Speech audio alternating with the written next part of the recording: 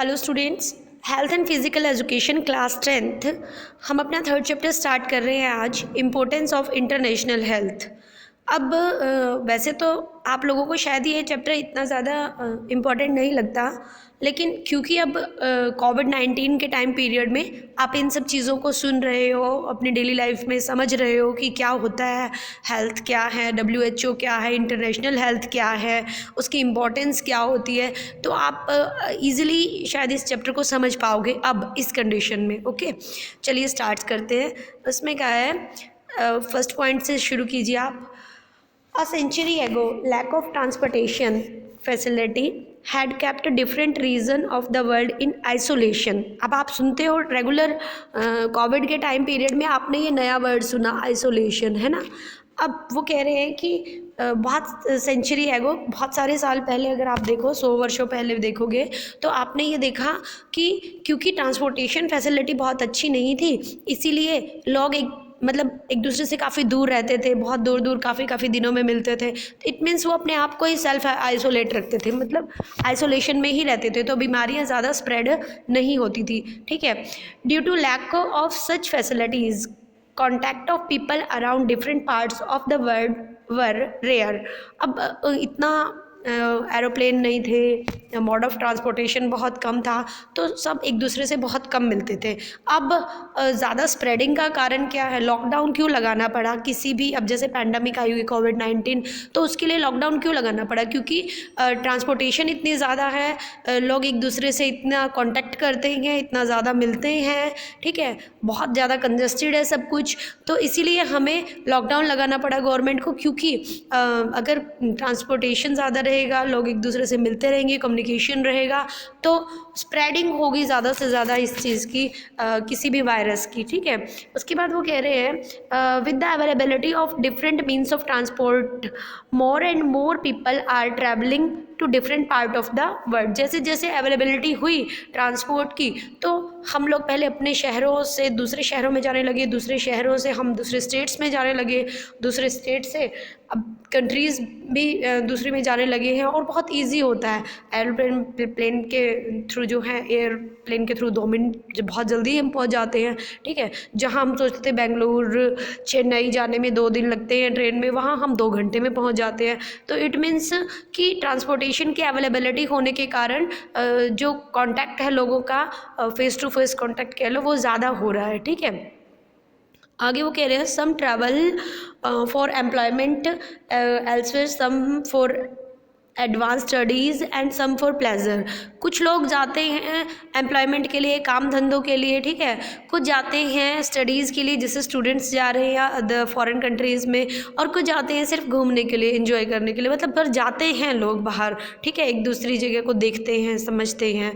All this has result in man to man contact of people, therefore the possibility of spreading of disease more from one region to another and from one country to another has increase manifold.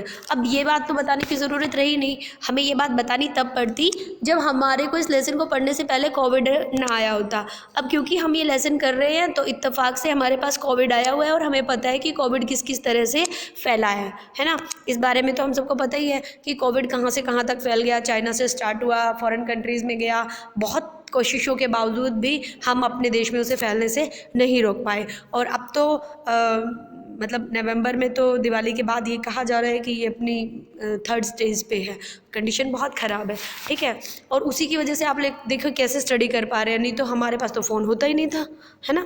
तो कहने का मतलब ये है कि जैसे communication ज़्यादा हुआ, कम्युनिकेशन बढ़ा, लोगों का कॉन्टैक्ट ज़्यादा हुआ आपस में, और इससे पॉसिबिलिटी ज़्यादा होती हैं इस टाइप की डिजीज़, जो कम्युनिकेबल डिजीज़ होती हैं, उनके फैलने की। ठीक है, because of increase international traffic disease which used to be confined to particular region has become international। जो पहले डिजीज़ सिर्फ चाइना तक ही रह जाती थी सीमित, यानी चाइना में, ये बात बहुत पुराने टाइम से कही जा रही है कि बहुत सारी बीमारियां चाइना से ही स्टार्ट होती हैं। ठीक है, क्योंकि और वो जो डिजीज़ सिर्फ चाइना में ही रह जाती थी, वो वायरस जो चाइना में रह जाता था, अब कम्युनिकेशन और इंटरनेशनल ट्रैफिक इतना ज़्यादा हो गया कि वो पूरे वर्ल्ड पे फैल गया। ठीक है, दस plague and plague and cholera like disease could spread to many countries have trade contact। वो कहते हैं कि मतलब जैसे प्लेग होता है और हैजा वगैरह होता है, जैसे प्लेग को तो आपको पता है माउस से फैलने वाली बीमारी है, हैजा होता है मतलब ये भी इसी तरह की बीमारी है। चिकनगुनिया है, अभी पिछले चिकनगुनिया भी आप कह दो कि साउथ में ज़्यादा देखने को मिला था और पिछले कुछ सालों में अपने यहाँ भी होता है। डेंगू है, चिकनगुनिया, इस टाइप की बहुत सारी बीमारियाँ जो पहले नहीं होती थी वो अब होती हैं। वो कम्युनिकेशन के थ्रू, ट्रांसपोर्ट की कम्युनिकेशन के थ्रू एक जगह से दूसरी जगह पे जब लोग जाते हैं तो उनके साथ ऑब्वियस है कि वो बीमारियां भी जाती हैं।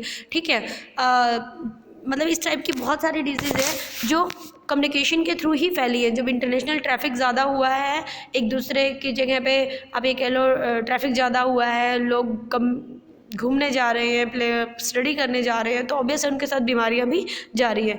इन recent time we notice that chikungunya disease which was confined in south Indian has spread north also. पिछले साल की बात है, पिछले 3 साल पहले, हाँ 3 साल पहले मुझे भी चिकनगुनिया हो गया था, जबकि ये साउथ में होता था। क्यों? क्योंकि स्प्रेडिंग ज़्यादा हो रही है, कहीं ना कहीं से फैल जाता है। ठीक है, उसके बाद आ रहा है therefore the importance of international efforts to check or eradicate disease for protection of human health has become great।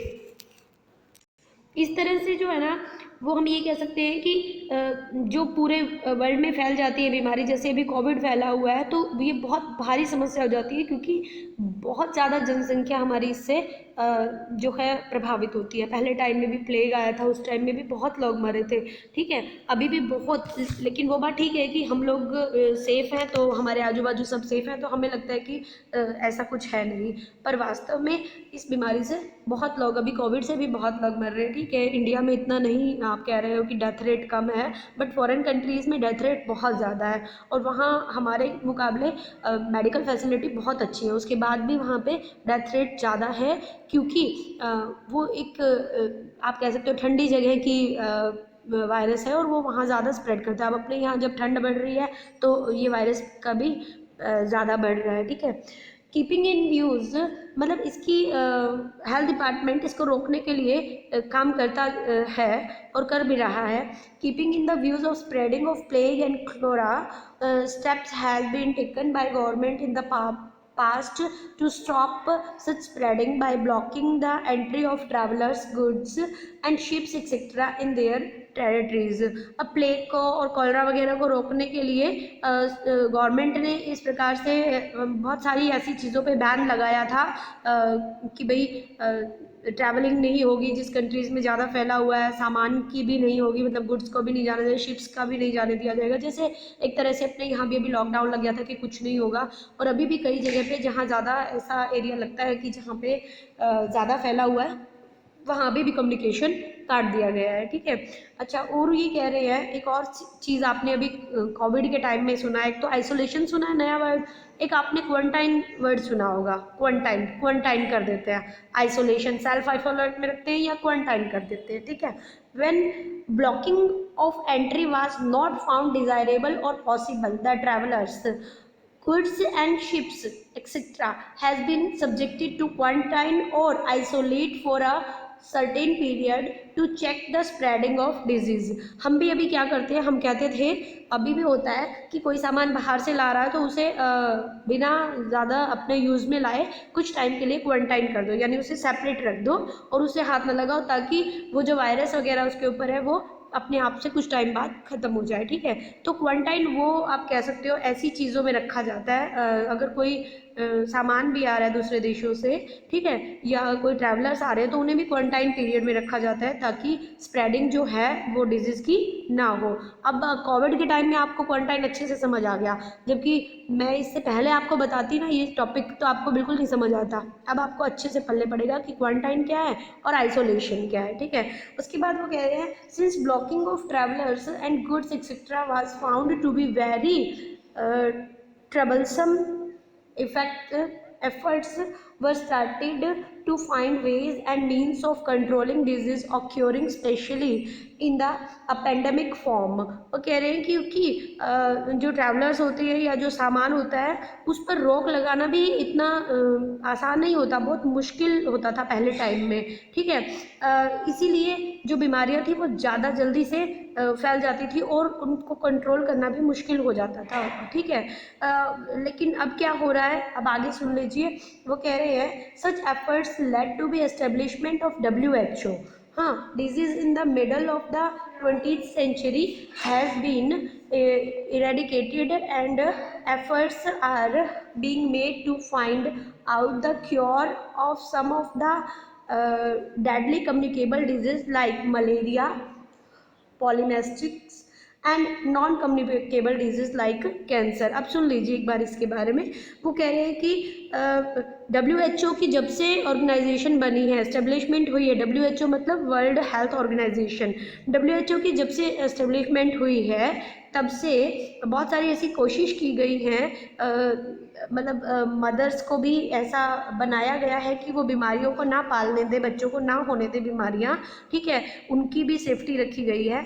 और 20th सेंचुरी में क्योंकि इस टाइप की अगर जो डिजीज़ होती हैं वो और ज़्यादा परेशान करने वाली हैं, जैसे अब अपना कोविड कह लो कि कोविड-19 है, इसकी वजह से बहुत प्रॉब्लम हो रही है, ठीक है। जो लोग बचे हुए हैं उन्हें नहीं लग रहा है इतना। हाँ, तो कह रहे हैं कि इस तरह की जो बीमारियां पेंडेमिक वगैरह आती हैं, पेंडेमिक आती है, उनसे बचना बहुत मुश्किल हो जाएगा क्योंकि बहुत ज़्यादा क्राउडेड एरिया हो जाता है सब। हाँ, और मलेरिया है, पोलियो है, और जो ऐसे डिजीज़ हैं जैसे कैंसर है, हार्ट डिजीज़ है, उनकी भी बहुत सारी कोशिश की जा रही है कि इस टाइप की डिजीज़ का भी इलाज ढूंढा जा सके। स्मॉल पॉक्स वगैरह है, उस टाइम पे WHO ने जब कमान संभाली उससे पहले जो स्मॉल पॉक्स होता था उससे बहुत लोग मर जाते थे, छोटी माता, बड़ी माता, ठीक है।